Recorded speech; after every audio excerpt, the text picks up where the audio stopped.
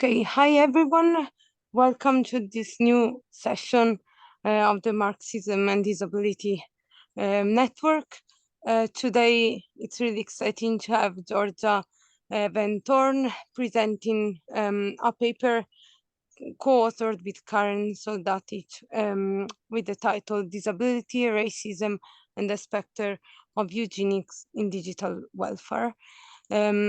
A couple of words about Georgia. Georgia has published a really exciting book, which is the title of which is The New Political Economy of Disability, that you may want to check out. Georgia is a political sociologist specializing in international social policy, politics, disablement, and social justice. Her research explores global transformations in welfare governance, with a particular focus on processes of marketization, the commodification of social care, and the growing impact of data analytics and algorithmic decision-making in the public sector. Much of her work today has centered on the changing nature of disability welfare and social reproduction more generally under neoliberalism, notably in the context of Australia, the United Kingdom, and the United States. It's really exciting to have Georgia present this research. Georgia will give her paper, and then we will have a 5 to 10 minutes break, and then we will move to the discussion. I don't know if I have forgotten anything. If so, please, Luke, Joanna, and Georgia, please add whatever I might have failed to mention. Otherwise, Georgia, over to you. And thanks so much for presenting this amazing paper. Thanks. Thank you so much, Ariana, and everyone for joining us today. I'm aware this is a different time to what you usually meet, so I'm really thankful that you've been able to join us today. And my name is Georgia, as Ariana said. I'm going to present this paper. This is actually a joint authored piece with my colleague Karen Soldatić. Unfortunately, Karen couldn't be here today. She's on an aeroplane as we speak, but I'm going to be presenting this paper, which is actually a bit of a work in progress. It came out of some research that myself and Karen were doing at the ADMS Centre, which is a research centre in Australia that looks at the ethical and sort of sociological aspects of automation. My work is particularly concerned with government uses of automated technologies, and the way disabled people experience and understand those systems of algorithmic or automated decision making. So that's the scope of this paper, and it's currently under review. So I'm very much looking forward to hearing everyone's thoughts or feedback if you have any. It's, as I said, it's very much a work in progress at this stage. So happy to hear any constructive feedback you might have. It will eventually be published next year in a special issue of the Journal of Sociology. Just an outline of the talk. What I'm going to do today is just to give a bit of a conceptual framing of the paper and its understanding of eugenics, and positioning that within a framework of the welfare state and the political economy of the welfare state. And then I'm going to give a bit of a historical overview of statistics, the field of statistics and its relationship to social policy and welfare and the welfare state. And then I'm going to talk through a few case studies of the use of technologies by welfare states, and the ways in which they perpetuate racialized and ableist social divisions. And then I'll draw the threads together in a conclusion at the end. So so this paper it's really about exploring the way welfare states are undergoing this sort of digital transformation.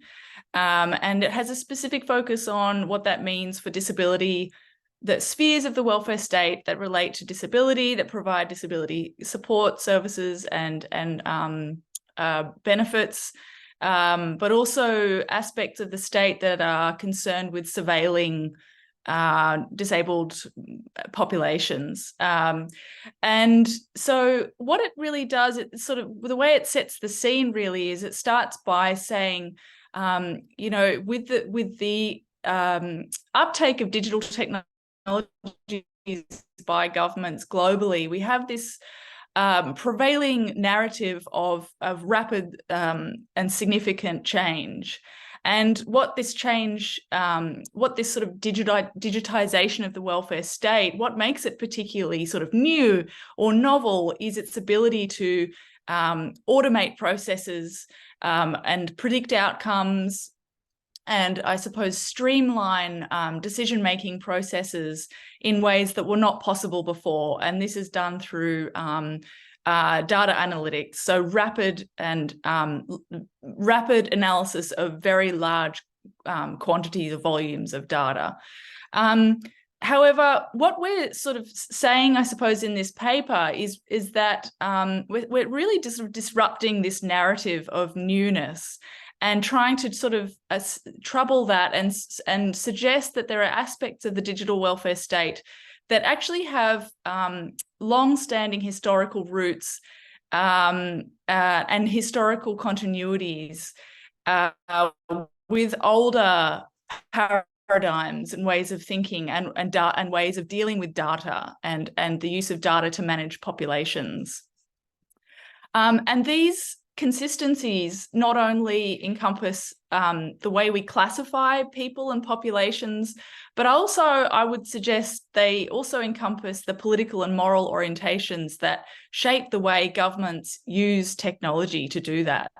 So despite these narratives of change and novelty and newness surrounding the adoption of AI and other automated decision-making technologies in government, and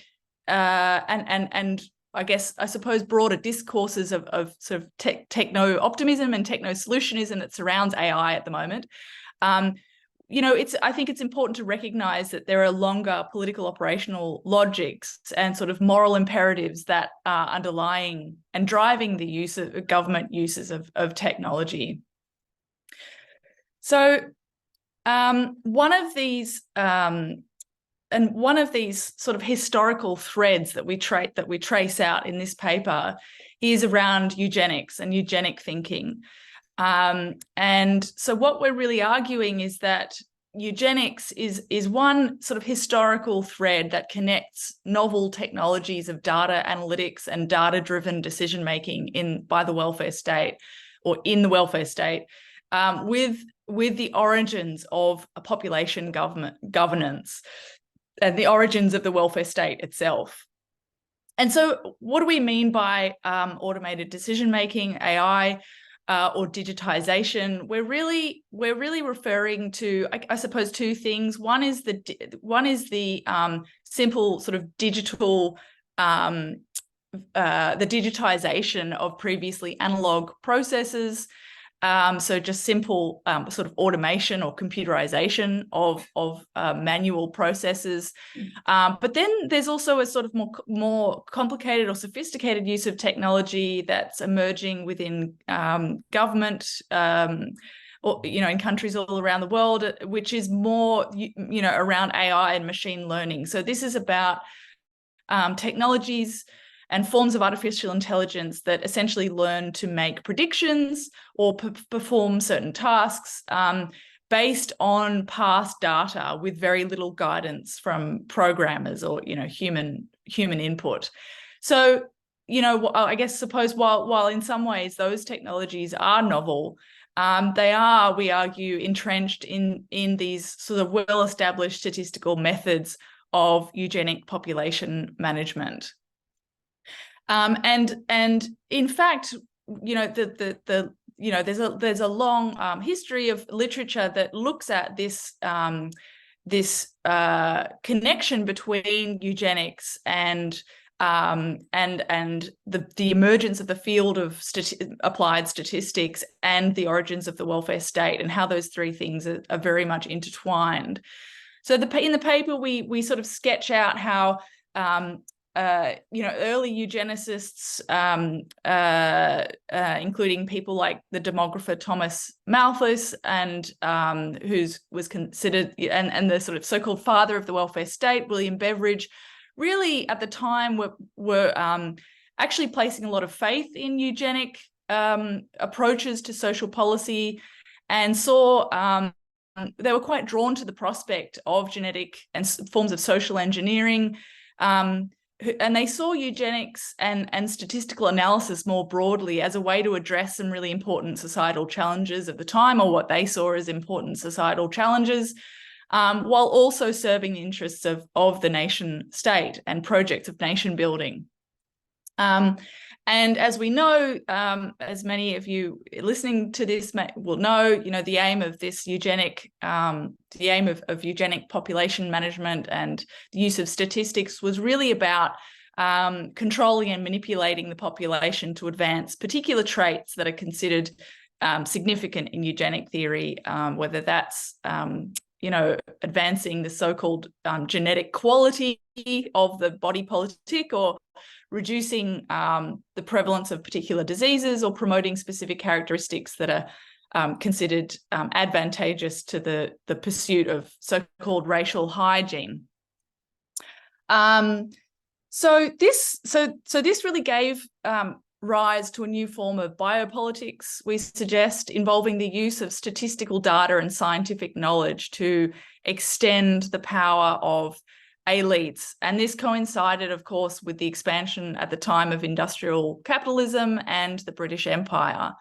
And so through statistical analysis, eugenicists at the time identified particular populations for targeted state interventions and social policies, such as selective breeding, forced sterilization, and other forms of population control, which often, importantly, extended to the exclusion of particular groups from receiving social aid. And just really importantly to note that these policies were obviously highly targeted. They were targeted at people with disability, but also the poor, people from the lower classes, along with Black, Indigenous people of colour. These sort of groups were all categorised as populations to be subjected to forms of control and deliberate exclusion from access to social aid in some cases.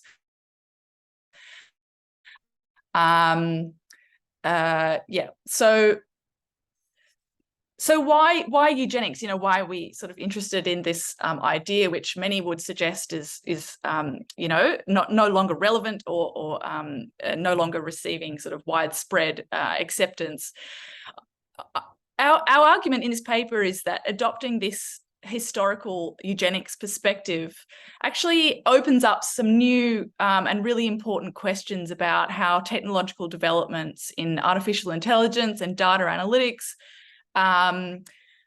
which like the eugenic technologies of the pre-digital era, use statistical methods to individualize social problems and biologize problems of social origin.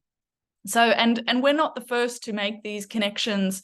There is an important sort of literature emerging in disability studies, of course, and also in the wider sort of bioethics field around the emergence of this sort of troubling relationship between advancements in medical science, for example, and developments related to the Human Genome Project. and this resurgence of and normalization, I would say, of the biopolitics of eugenics. And critical AI scholars and data studies folks have also noted that the intersection between eugenics and newer forms of technology. So, for example, we draw on the work of Dan McQuillan, who is a sort of critical AI scholar, who has raised some concerns in a recent book called Resisting AI about the eugenic implications of AI's categorisation of certain groups as inferior or unworthy or undeserving of social supports, let's say. And so in his book, McQuillan, and we quote this in our paper, he argues that AI enacts a form of eugenic state power. I'm quoting here, state power that not only discriminates in allocating support for life, but sanctions the operations that allow death. So in this article, we are sort of exploring the significance of eugenics as a kind of a context of the emergence of these data-driven algorithmic modes of government and decision-making. But we're particularly concerned with the ways that states and governments actually mobilize particular eugenic frameworks of deserving, sort of moral frameworks, so and moral concepts such as deservingness, bodily integrity, and moral worth, to differentiate and designate particular populations as targets. Involves examining a number of case studies. I'm being told my internet is on. If you're having any troubles, then I'll turn my video off. So our methodological approach is really about, we in this paper, we go through 3 case studies of algorithmic decision-making and AI in different areas of the welfare state. And so what we're really seeking to do with this approach is to examine the links between present-day data and data-driven technologies on the one hand, and these historical biopolitical strategies deployed by sort of eugenic social reformers of the pre-digital era. And so through an examination of these 3 areas, so we look at the use of predictive risk scoring in child welfare, or child protection, so-called child protection. We look at biometric border technologies, and the use of algorithmic methods of social sorting to determine eligibility for disability benefits. So there are 3 case studies, and our analysis of those case studies, I suppose, provides evidence of the ways in which these modern data systems actually reinforce the classification-based reasoning and the hierarchical divisions originally established by eugenic race science.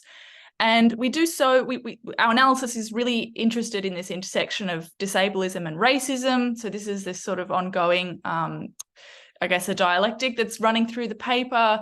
And by applying that lens, we show how, sort of digital administrative classification systems really reinforce these notions of bodily integrity and the idealized normative body, which ultimately results in the devaluation of disabled and racialized lives.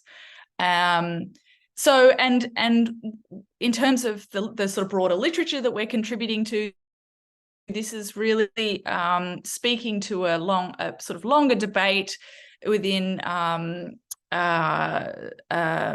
social policy, welfare state literature, but also the sort of emerging literature on data analytics and AI. People like Virginia Eubanks, Emily Kettle, Joanna Redden, who are really seeking to, they study technologies but within their societal context, and are sort of really interested in historicizing and contextualizing modern day, the use of modern day data analytics and AI technologies. And they really draw out a number of pressing critiques of the harms that those technologies cause, especially when adopted by capitalist or neoliberal states. So in terms of I'm going to just sketch out some of the history that is sort of sets up the case studies, I think, quite nicely. So in this paper, we really look at this history, which is about, applying techniques of statistical analysis to social problems. And we say that, this is obviously not new to the world of welfare, but dates back to the emergence of modern biometrics. Key figures here are people like Carl Pearson and Francis Galton, who was obviously Charles Darwin's cousin, who introduced this idea of, really foundational concepts in modern day statistics, such as correlation and regression, and applied these to the study of heredity. So these eugenicists had a grand vision of what statistical biology could do, and they were really placed a lot of faith in biometrics in terms of its potential to be applied in almost every field of study, and ultimately serve as the foundation for an effective eugenics. And so what they did as they went about reforming, seeking to influence social reformers at the time. Biostatisticians, would be measuring heads, noses, heights, gaits, amongst other traits, in an attempt to demonstrate these that they were, innate racial differences, and to advance theories of racial degeneracy. And what we sort of really want to highlight here is how reductionist these approaches were. What was the suggestion was that these social and behavioral traits were that had somehow had a sort of genetic component, or that they're genetically inherited, or so-called bred in the bone, rather than sort of socially conditioned.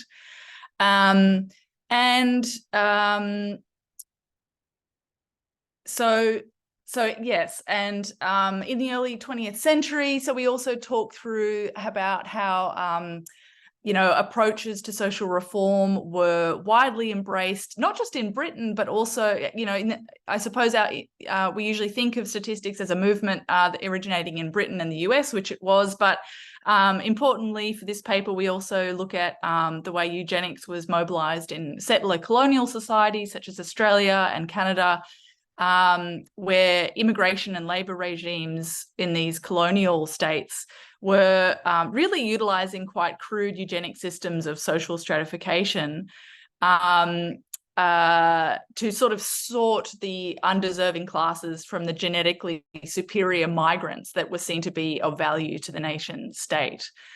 So individuals considered, in various ways deficient in intellect, or mentally ill, or feeble-minded, along with those judged to be in some way sort of deficient in their character, such as sort of criminals, and the idle poor were amongst those excluded from the deserving category.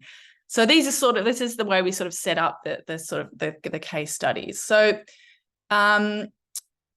I'm just keeping an eye on the time, and I think we probably don't have time for the next slide, but there's the one important point we make in this paper is around how eugenics was not just a project of the right. Often, it's popularly associated with fascism and Nazism, but early eugenics had really strong social democratic variants, in which eugenic social policies were very much connected to projects of nation state building and empire building and the advancement of capitalism. But I'll move on. I won't spend too much time on that at the moment. So the first case study we look at is around the use of predictive risk scoring in child and family benefits. And this, we note, is not new. Since the rise of neoliberal approaches to social policy in the 1980s, we've been increasingly seeing processes of rationalization and automation, driven in part by austerity agendas, and this has resulted in the use of these sort of structured decision-making tools. And these tools really are designed to assist social workers in determining the need for further investigation into particular families where there's a perception of risk of child abuse or child neglect. Early versions of these tools were basically structured risk assessments, sometimes just performed manually, where data would be collected to identify key factors associated with recurring child abuse. And then children who displayed those factors would be screened upon their first interaction with child services. And if they displayed any of those flags, so to speak, then they would be the system would alert the social worker to the need for further investigation or intervention. These tools in the past sort of 10 years have become massively more sophisticated with the advancement of computing power and the increasing numbers of data that are collected by governments and shared by governments. So you have these predictive risk models that are incorporating hundreds and hundreds of variables. And these tools have been widely tested and in some cases applied in countries including the US, the UK, Aotearoa, New Zealand, and here in Australia, and areas of Europe, including the Netherlands, Norway, and Denmark. And this has, of course, all happened against the backdrop of increasing financial pressures on social workers to meet rising demand in a context of growing social inequality, of course, and increased austerity and cutbacks. Many of these tools are developed by actual private companies, so it can be quite hard to research these tools and to actually get a sense of the variables and the data points that they use. But nevertheless, in this case, we focus on a particular tool used in Allegheny County in North Carolina in the US called the Allegheny Family Screening Tool. Which was actually developed by some academics in some data analysts, academic data analysts. And so there's actually quite a lot of literature on this tool, and it's in the variables that it uses. And importantly, we know that one of the variables used in this particular tool is, there's a set of variables that relate to disability. So for example, the tool uses things like time spent on SSI, supplementary support income benefits. It incorporates data on hospital admissions, time spent in hospital. So it's a number of data points that relate to, or I suppose, are used as sort of proxies for disability in a way. And so what we sort of suggest in the paper is that these systems are, really embedded with certain assumptions about disability, as disability being an indicator of risk, and the suggestion that parents with disability are unable to provide quality care, and might also, the sort of assumption is that people with disability, parents with disability, will be sort of reproducing sort of biologically disadvantaged children, and in some way will be sort of burdening the state. So these are the sorts of moral, political frame assumptions and ideas built into these predictive risk modeling systems. So these algorithmic decision-making systems essentially one really important impact they have is taking away discretion from frontline social workers and decision makers. So with this tool, for example, the Allegheny Family Screening Tool, we see that frontline service social workers have very little understanding of actually how the risk tool operates, the kind of variables that are driving its decisions. And we see that social workers often defer to the algorithmic, the predictive risk tool rather than using their own discretion. So there's a really important theme here around human discretion and the removal of frontline discretion.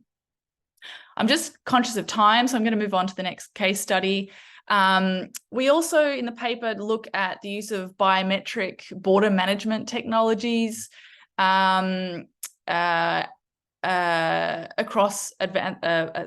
particularly in Australia and the US, where there's the most research about these technologies.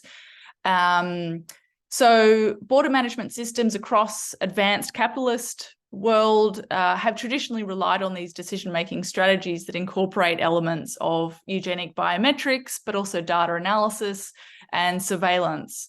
And these border regimes have really relied heavily on technologies, instruments developed in the early 20th century that were initially tested on disabled populations. So I'm referring here to things like the IQ test and other biometric and medical tests that were deployed to ensure that only so-called desirable immigrants were granted entry to the country. But I think it's really important to note here that the intention behind these border management technologies was not only about, I suppose, quantifying so-called abnormality. There was also a really strong economic rationale behind the use of these border technologies, and there still is when you look at modern applications of these technologies, because really they're designed also to evaluate two other things. First, the anticipated economic burden that visa applicants and new arrivals might place on the social safety net, both now and into the future. And second, the use of biometric data is also used to evaluate individuals' potential for reproductive labour and the risk of disease, and including long-term disabilities that might impact their ability to perform productive work. So these immigration strategies, we argue, are deeply rooted in these sort of ableist and racist eugenic frameworks of statistical measurement and the use of biometric and disability and health data to categorise non-white disabled bodies into various hierarchies of value. All right, how much time do I have left here? Should I start wrapping up now, Ariana, or? I would say, please go on. It's really exciting to hear. So I would say just, yeah. Okay, all right. I'll just say one more thing about the more modern uses of biometrics.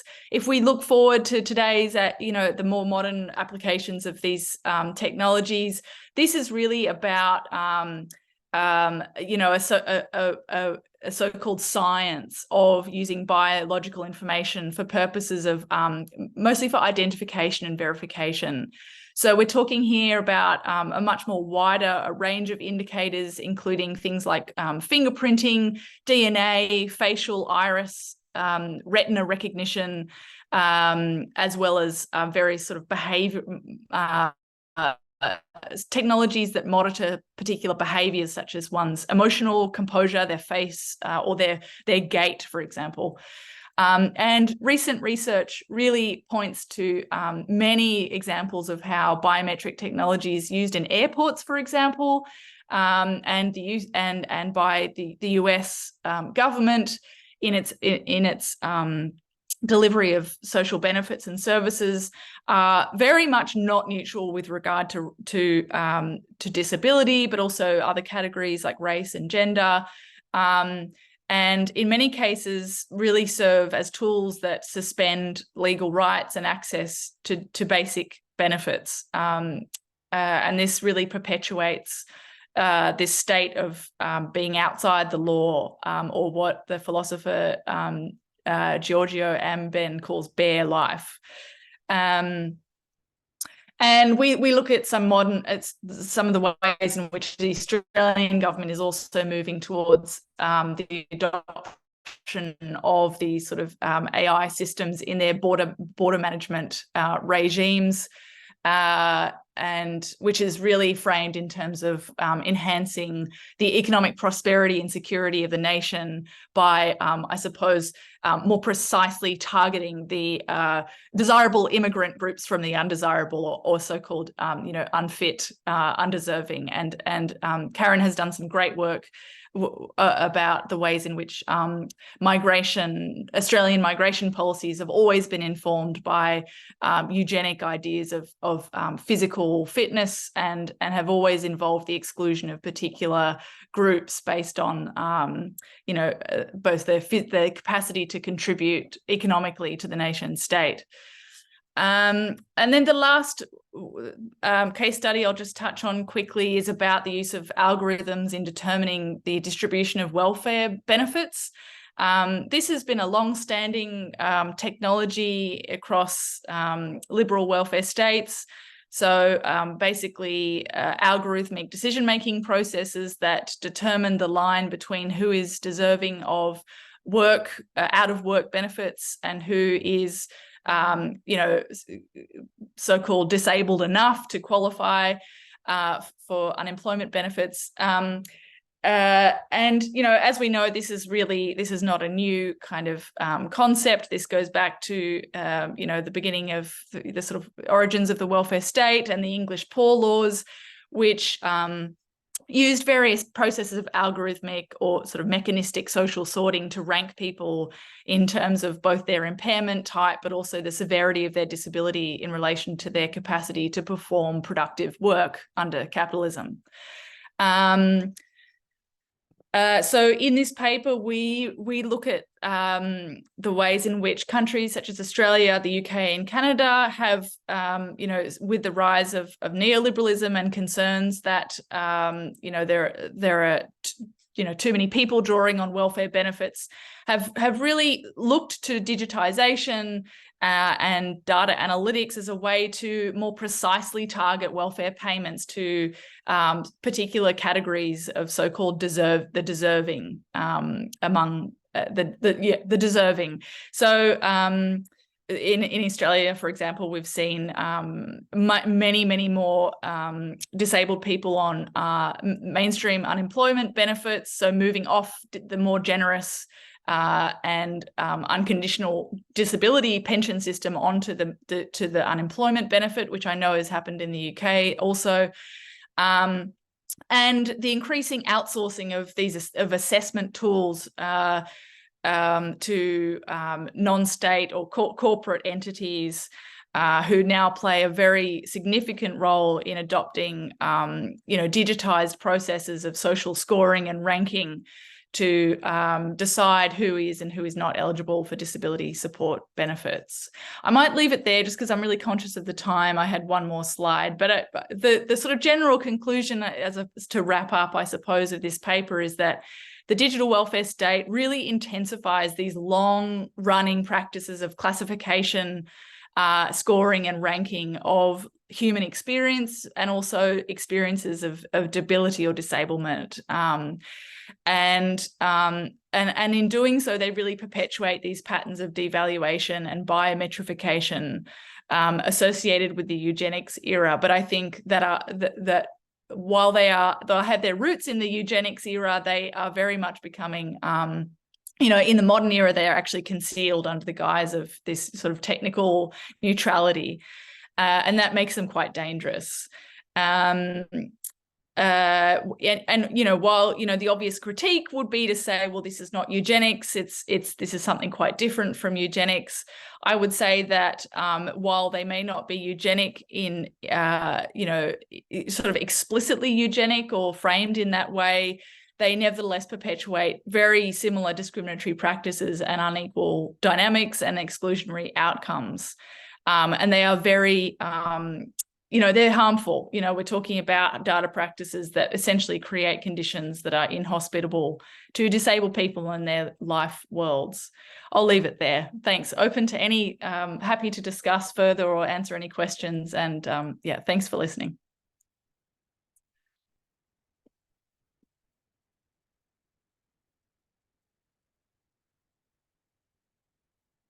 Yeah, thanks so much, Giorgio. That was a wonderful presentation. And so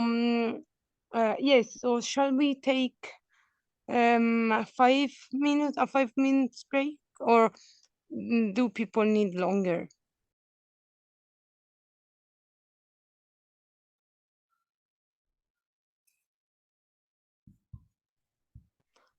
Okay, yes. So welcome back, everyone.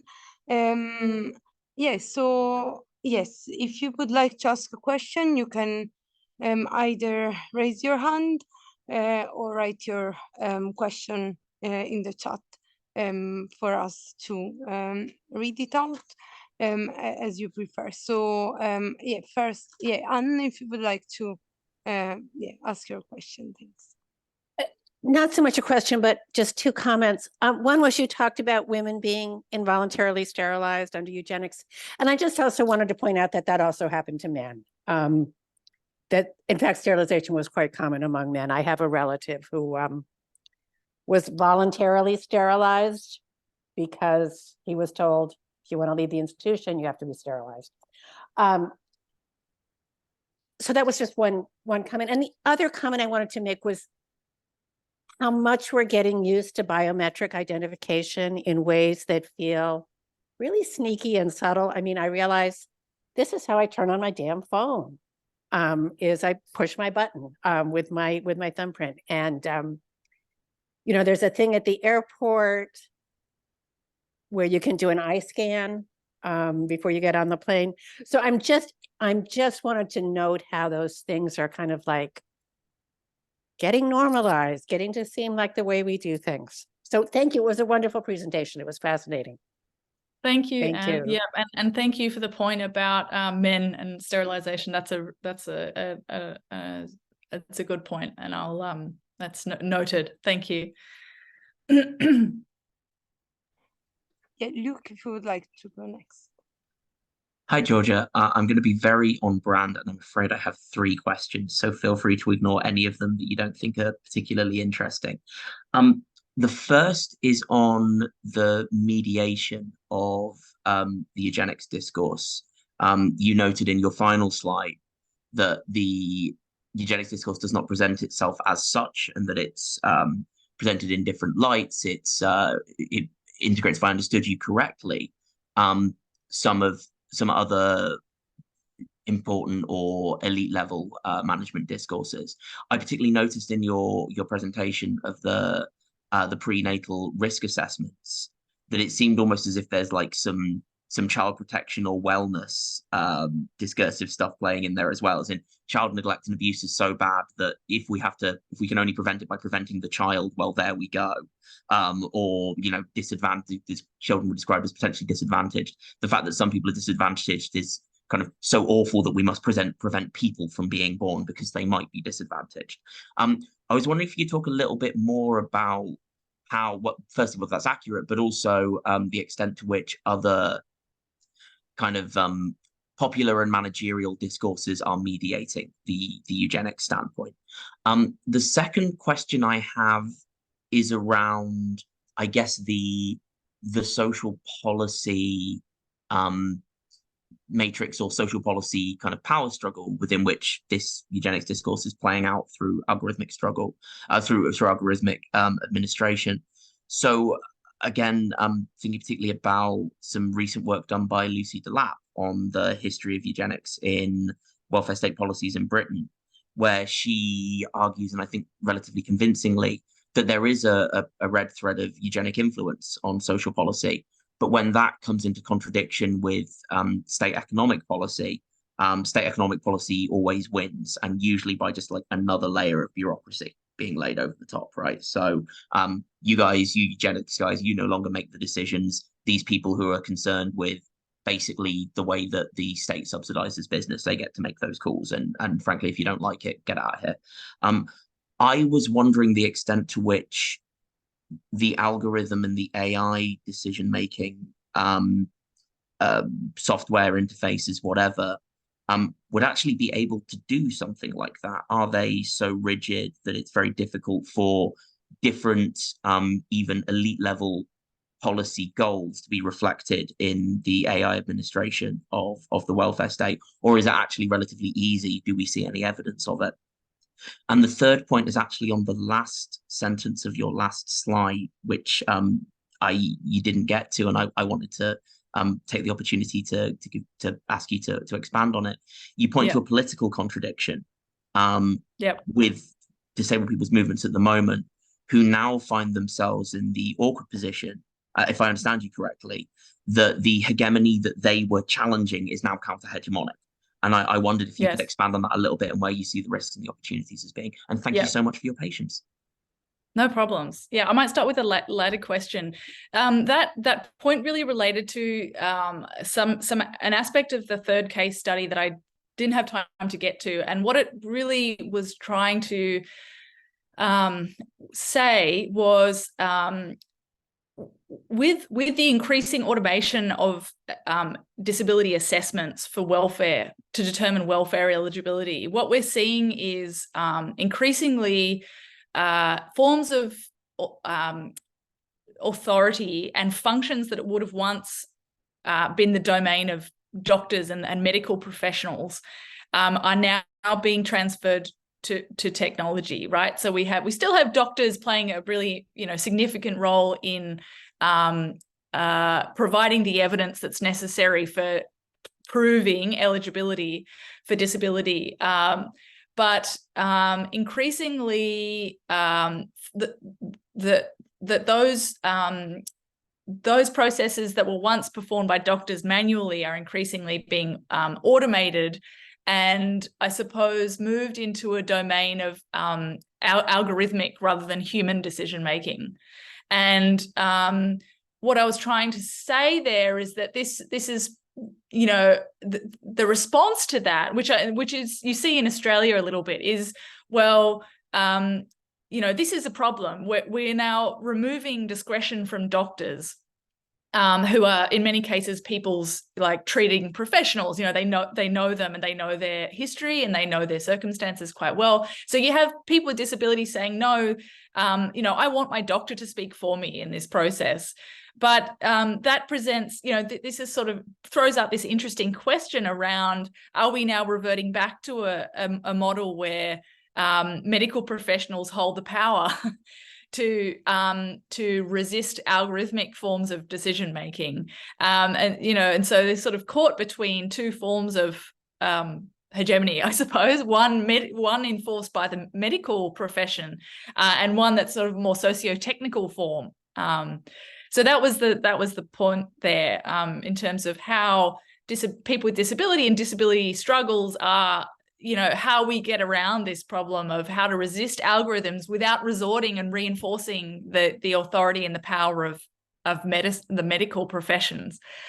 The first question around the mediation of eugenic discourses, I mean, yes, I don't think that, I'm not suggesting that this is a resurgence of eugenics as it was in the 19th and 20th centuries, but what I am suggesting is that there are these particular ways of handling data and classifying populations that have real resonances with these older forms of eugenic population control, and they're very hard they're very invisible, these processes, because they're sort of they're hidden behind these opaque, black boxed technical systems. And so, the professional discourses, there's a sort of a range of them. You often hear, in medicine, for example, you hear about AI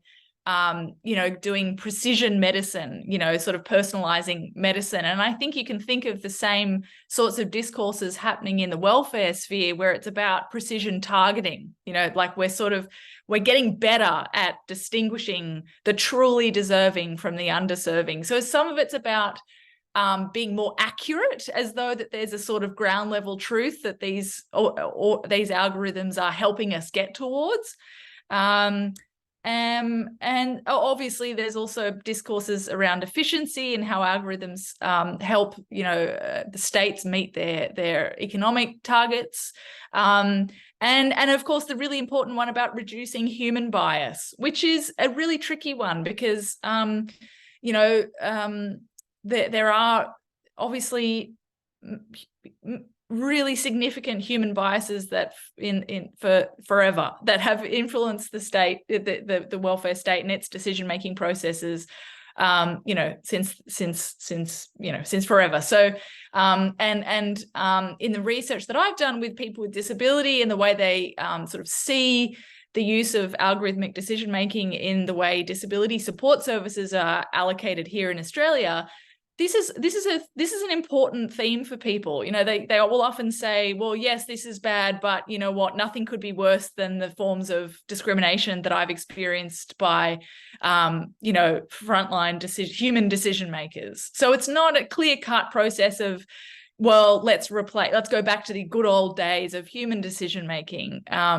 You know, there's really significant biases there too. So I think this is about, you know, picking apart this discourse of, you know, either humans or machines making decisions. And it's actually about recognizing how humans and machines interact and have always interacted in really problematic ways.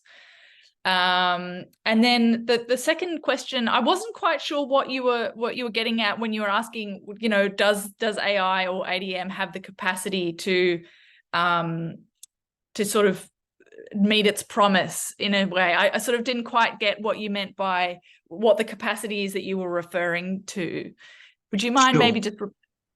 Yeah, absolutely. So the case I'm thinking of in particular is around the relationship between eugenics segregated school aftercare committees and trade boards. So basically people who regulated employment and wages in the interwar years.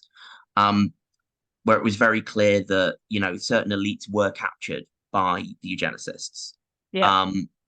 And the eugenicists had a real imperative to try and stop particularly disabled women from earning enough money to start a family. And they tried to put huge amounts of pressure on the trades boards who regulated local wages to make sure that disabled women and men with everyone with severe learning difficulties were paid basically child's wages. So this would be impossible. Right. And the trade boards basically turned around and said, if you excuse my language, fuck you, we have an economy to run. We don't want firms pocketing, you know, the difference. We want effective demand. And so in nearly all cases that Lucy Delap studied, basically this pressure kind of came to nothing. And it seems that to meet the needs of state economic policy, to meet the needs of big C capital, at least as administered by the state, the effect of the welfare state was going, well, here's a relevant resource and we're going to take it out of your control. We'll set up something else which has control over that, which does reflect state economic policy planning. I'm not a tech guy, so this might not be an amazing question, but my thought process was, okay, you can set up an AI decision-making machine with two policy objectives, but you can't switch between the two depending on what the needs of capital or the state, you know, big C, big S are. And so I was wondering how, in instances where that eugenics prioritization, I guess, it always feels weird to call it discursive when we're talking about machines, but like those eugenics priorities come into conflict with other stated policy goals, whether we see any attempts to you know, rewrite the systems or alternatively to find other ways of managing them to reflect those contradictions. Yeah, that's a really good question. And I've tended to think about it in terms of like, not so much those two imperatives as being contradictory, but as being sort of mutually reinforcing. I suppose when I think about the ways in which eugenic sort of ideologies have been embedded or in technologies, and in fact across all of the three case studies, there is actually always they tend to be fairly consistent with the sort of economic capitalist imperatives of the state. So if you think about, ideas of deservingness being embedded in algorithms, then that's clearly, reinforces sort of, forms of resource allocation that are consistent with minimizing state expenditure. Airport biometric screening of migrants, for example, is also about keeping, sort of targeting our migration, migration policy to so-called populations that are considered of value to the nation state in terms of their capacity to work, to contribute to the economy. And so, yeah, that's a really good question. I might have to sort of think about it more, whether there's instances where those two things come into contradiction, and whether and if and when that happens, which wins out. I can't sort of think of anything off the top of my head, but it's a really interesting question. Thank you. Thanks, Giorgio, for these great answers. And yes, I have questions myself, but Anne, just to check, is yours a legacy, Anne, I assume, or do you have more questions? Okay, yeah, no, I thought that, sorry, I just wanted to check. Oh, that's great. Maral, if you would you like to ask your question? Hi everyone, I'm trying to put my camera on, but somehow it's not letting me, which I don't know if you can see me now or not. We can see you, yep. Hi. Thank you for the very fascinating presentation. I just wanted to go back to the point of eugenic population control, because I did my master dissertation on disability selective practices and disability selective abortions, particularly in the UK, and that's a form of kind of eugenic population control. But I was particularly looking at the effect of that in sort of discrimination for the existing disabled people, but also kind of sending a message across of saying that disabled people's life are not worthy enough, or they cannot really contribute to the economy and be as economically active as you like. And I just wanted to hear your thoughts on that. But then it crosses with the technology of prenatal screening, and then it comes into conflict with women's choices and women's autonomy of being able to abort. And I thought that, like, I just wanted to know your opinions on it, and maybe anybody in the group that want to.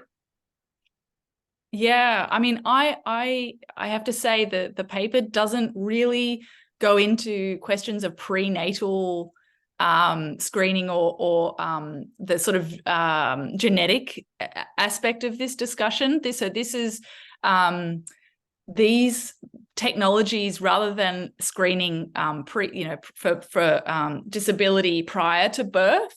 This is really about screening parents with disability for indicators of risk of child abuse or child neglect. I mean, I feel like that the prenatal screening, screening is a sort of huge question that's kind of I probably don't have the expertise to weigh into just here. But yeah, so the tool that I was talking about in the paper is really one that, like I said, uses disability as an indicator of risk of child abuse and neglect, and in the US at least has resulted in families with parents with disability having their children removed from their care. without any other evidence of child abuse or neglect. So there have been instances where, you know, families have turned up. There was one family, there was a lot of media around this one family that turned up to hospital after a minor accident. I think the baby fell off the change table. They took it to hospital to just make sure that it was fine, and just to get a sort of checkup. And in the process, the hospital social work staff had performed one of these risk assessments on the family, and they came up as, you know, they were sort of red flagged but they both had had contact with the disability benefit system. They'd received disability benefits, and so they sort of showed up in the administrative data that these models had been trained on. And they actually had their 1-year-old baby taken out of their care as a result of that decision. So yeah, I mean, in the paper, we're really sort of talking about how we're sort of raising this question of, you know, that these ideas around parental fitness and these ableist assumptions about who is not able to provide quality care are not just concentrated around, you know, pre-birth genetic testing technologies. They also come into play post-birth, and, you know, throughout life, and including in the ways they interact with parents as well. Yeah. Thank you. Yes, thanks, Giorgio. That was so interesting. Yeah, I have a couple of questions, and again, just feel free to answer what is useful, and ignore, you know, if something I'm saying doesn't really fit. I think this was just a wonderful paper, and I was at another event that you hosted around these issues, and it was really exciting because many people participated and really shared perspectives. And so I think my first question relates to so towards the end of your talk, sorry, I'm reading my notes, you were mentioning the ways in which there is a sort of appeal or to or justification of this use of data as providing some kind of technical neutrality, as you were saying, that in a way that would reduce human biases. So thinking of the ways, and your example, the final example that you were giving was really interesting in relation to really the violence that this functions as a vehicle for. So my question relates to how you think that these decisions and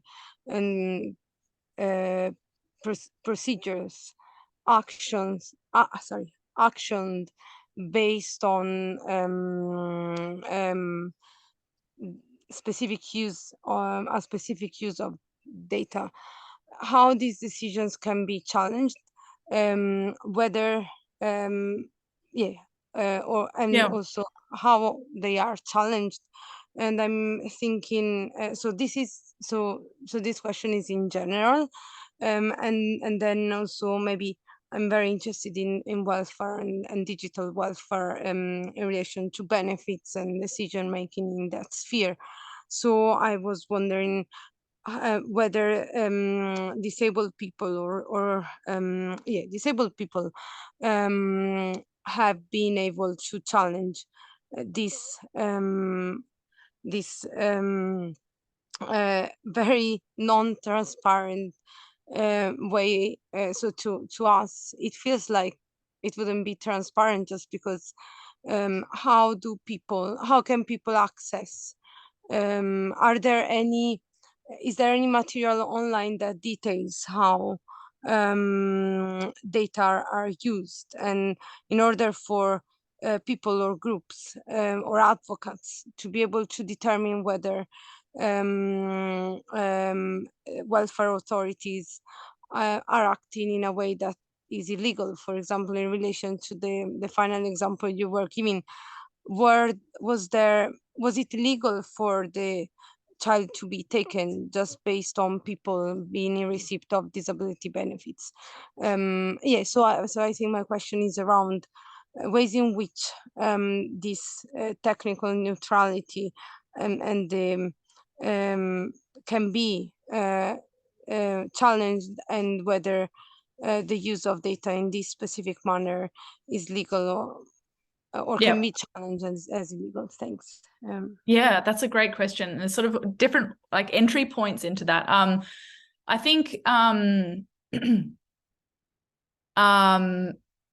just around the legality question, what I've found, and I think like obviously this will be different in different countries because each country will have their own way of responding to their own ways of I suppose systems of administrative law and anti-discrimination law that would be the legal mechanisms that you would use to like challenge and respond to these systems, and they differ across countries.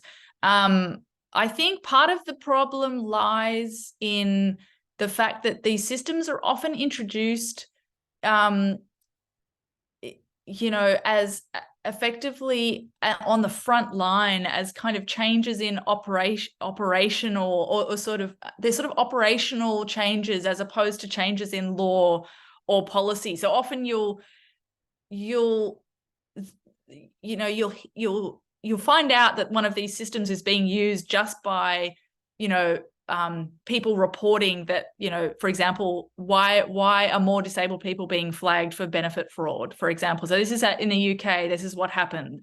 A whole bunch of disabled people's organizations suddenly realized that their members were being targeted by what they suspected was one of these algorithmic fraud detection systems used by the Department of Work and Pensions. So then you look into it and you sort of see, well, nothing's actually changed in the official discourse or the law, but what has changed are just the way frontline administrators operationalize their practices, right? So they've just used there's some new process or technology that's been incorporated into their software system. So it's kind of hard to. And that in itself sort of makes it difficult to access and understand what has actually changed and to respond to with the law, because the other problem is that here in Australia, at least, there are some questions around whether decisions made with the help of automated decision-making tools fall within the jurisdiction of administrative law, whether they're actually decisions in a legal sense. So it sort of depends. I'm not a lawyer, so I can't sort of say I can't give you a sort of legal answer to this. But my understanding is that different countries have different frameworks and legal mechanisms available for people to challenge these systems based on the strength of their anti-discrimination legislation and their administrative law system. And Australia, at least, has these sort of these sort of black holes or grey areas where it's not completely clear whether the use of these tools is legal or not, because it's uncertain as to whether a decision made by these systems is a decision under the definition of administrative law, if that makes sense. So this is a sort of ongoing question around the law's capacity to respond to the harms of automated decision making. And I think that differs in different countries, and there is some great work going on around that very question, and around different countries and their attempts to use the law to resist and challenge automated decision-making systems. So there's that aspect. The question around advocacy and how you challenge, how we approach, resisting and challenging automated decisions at a sort of grassroots level, I think is a really, really important one. And that's sort of where my research is going now, trying to look at the responses on the ground to these harms of automated decision making. And there are some great examples around the world. There's, for example, the Manchester Coalition of Disabled People at the moment is mounting a legal challenge to the use of the Department of Work and Pensions automated fraud detection algorithm. As I mentioned just now, they've realised that a lot of that people they were in contact with were being flagged for fraud, and they suspected the use of these fraud detection algorithms, and so they partnered with a tech justice organization called Foxglove, who basically used their legal expertise to investigate the use of these algorithms, and so that they are actually taking that through the courts at the moment. Here in Australia, I'm actually part of a group that is calling for a class action, trying to mount a class action against the use of algorithms by our National Disability Insurance Agency, which uses data analytics to basically determine the supports that people are entitled to based on very crude data about their disability, their impairment, and their demographic characteristics.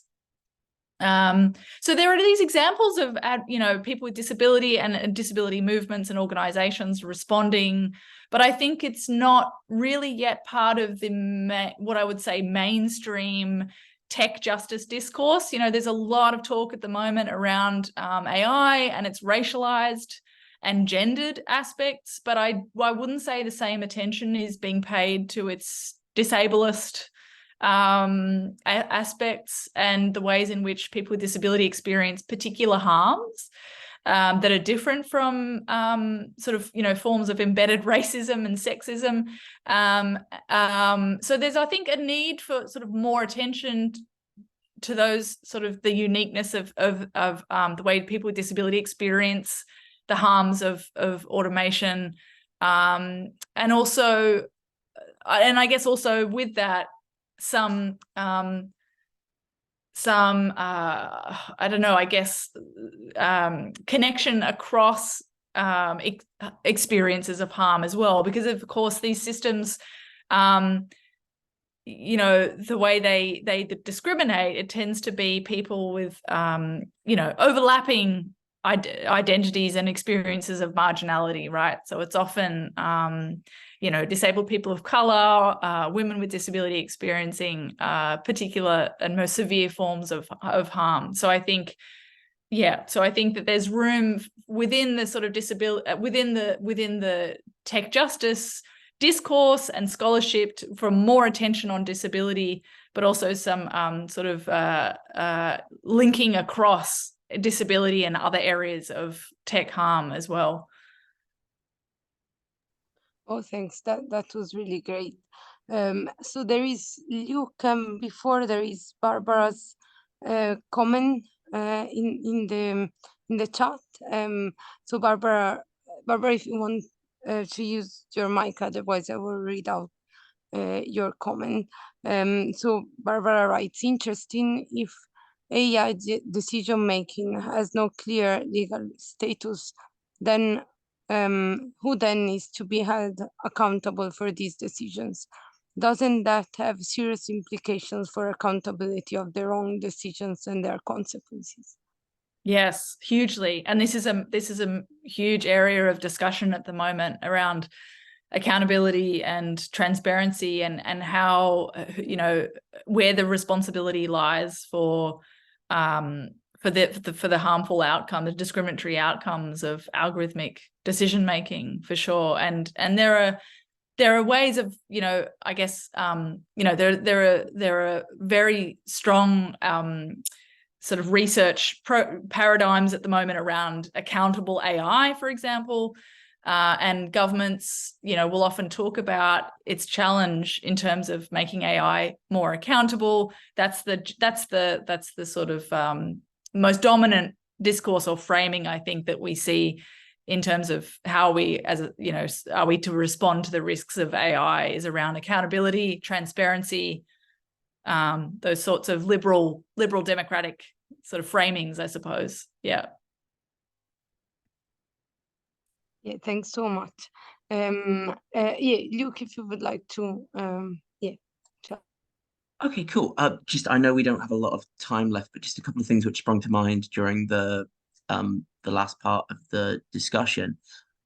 Firstly, I wondered if you could talk briefly about the relationship between the state and the private actors who actually generate this stuff, right? Like, Yeah. you said, so many of them, it's proprietorial, it's quiet, it's kind of on the down low.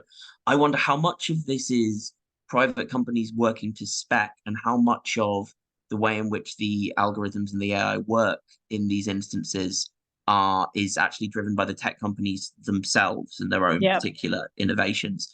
And the second point is around regulation.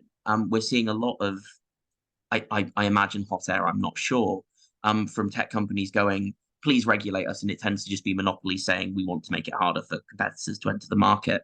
To what extent would regulatory paradigms that are being discussed have any impact at all on the way that the algorithms that you're discussing function in the welfare state? There's really good questions. The tech company, the tech company sort of outsourcing question is such, I think, is such an important one. What we've seen in Australia, at least, and I would assume the same is true to an extent in the UK, is a real hollowing out of the state's technical and sort of professional capacity to develop its own in-house technologies and systems to deliver an organised welfare. And so what, in Australia at least, that has resulted in you know, most of these sorts of automated decision technologies being, if not, you know, bought, then at least sort of outsourced on a sort of fee for service model. So a lot of it is really outsourced, and there is very little capacity and interest, really, on the part of the government in sort of developing their own technologies. That said, you know, our sort of main central welfare office, Services Australia, is quite sort of territorial in its kind of the way that it sort of uses and uses technology, and the way that and how much information it gives away about its use of technology. So I think there's some really important questions there around, you know, if government is outsourcing the development and the implementation both of these automated systems, then who is actually making the key decisions around how they're designed? And who is responsible for the outcomes of those design features, you know, when and if they end up, you know, discriminating or causing harm. I've done a bit of work. I've got a chapter that's about to be published in the Routledge Handbook of the Political Economy of Health and Healthcare, which is about this very thing. It's about how the UK government in particular, and the US, have used digital sort of tech companies to develop and implement assessment, you know, disability assessment scoring, and the ways in which that transfers de facto decision-making power onto private entities with no democratic oversight. So I think that's a really important question. The question of regulation, that's a really tricky one. I mean, and I think it's kind of, it's sort of different when you're talking about the public sector, because you know, because I think a lot of these processes and decisions, these decision-making sort of processes are not, they're not, I don't know how to say this. I don't have a lot of sort of faith in regulatory responses to address the scale of these harms, because I think a lot of them are around things like data protection and privacy. And you know, while I think that may give people sort of more control over the way governments collect and use their data, it's hard to see how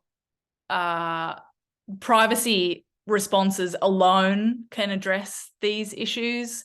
I can just see governments more and more getting into this practice of sharing these very huge administrative data sets that they collect, and doing so with very little oversight or aware, you know, we're not even aware of the sorts of data that's being collected and shared on us. So, I mean, you know, but there are, having said that, there are promising developments in the UK, in the EU, for example, around the you know, data protection regulatory framework, which I think, you know, that you know, the rest of the world is kind of quite interested in that response, and they're leading the way there. But to me, I mean, if you've got a system whose purpose is to restrict welfare and benefits, governments will find a way to adapt technology for that purpose.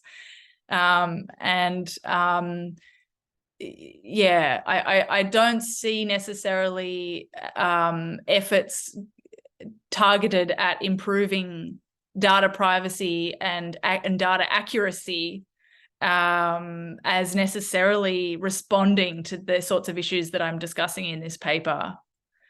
They're actually issues about social, they're sort of social and political questions. They're not technical. They require more than a technical response. Yeah. Yeah, and this is really a great note to end on. So if people don't have, if there aren't any more questions, yeah, we can, yeah, maybe finish the session here. And Giorgio, that was just amazing, both the presentation and the discussion. So thank you so much, and for coming so early. So hope you have a fabulous day ahead. Georgia and everyone, yeah, good night or good evening if you are in other places. But thank you so much, Georgia, for this wonderful presentation and research. Thank you so much for having me and for